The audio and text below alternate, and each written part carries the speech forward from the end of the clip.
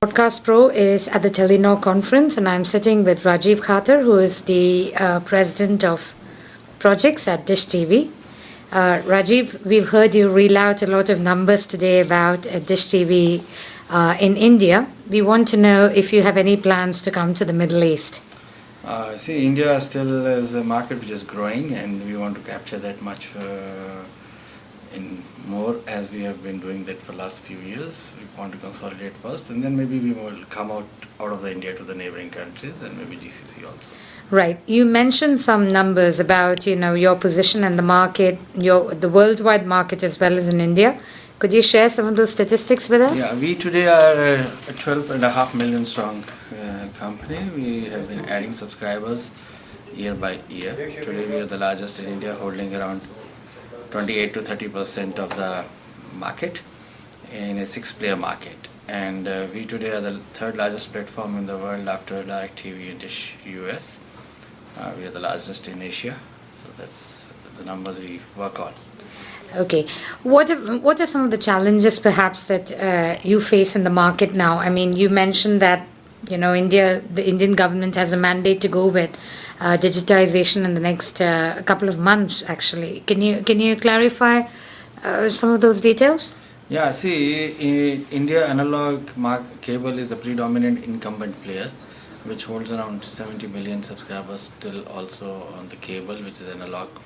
Now, government has mandated to go digital with 4 metros, which is Delhi, Mumbai, Calcutta and Chennai, going fully digital by June 30th. And then phase 2, where major cities will go digital, and phase 3, urban population, and phase 4, whole of the country. The target is by December 2014, we cover whole of the India. Now that gives an opportunity to the cable as well as the DTH players to get a secular share of the market, because that will be a tipping point for the consumer to decide whether he wants to take a digital service from the DTH player or the cable player. Challenge, yes, it's a very low ARPU market. Yeah. There will be huge subsidies in acquiring customers on the set-top boxes. The challenge will be how we recover those costs and how we make the business profitable, because the content players will ask for their own share of the consumer spend. So that will be quite a nice challenge for all of us to handle.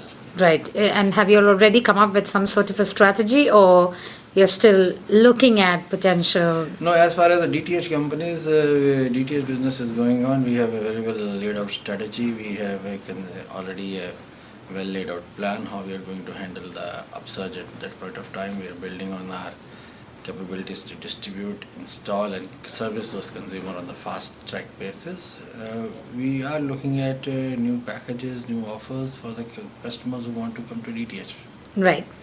You know that the Middle East has a huge grey market where Dish TV is concerned. Would you be able to elaborate on what exactly happens in that market?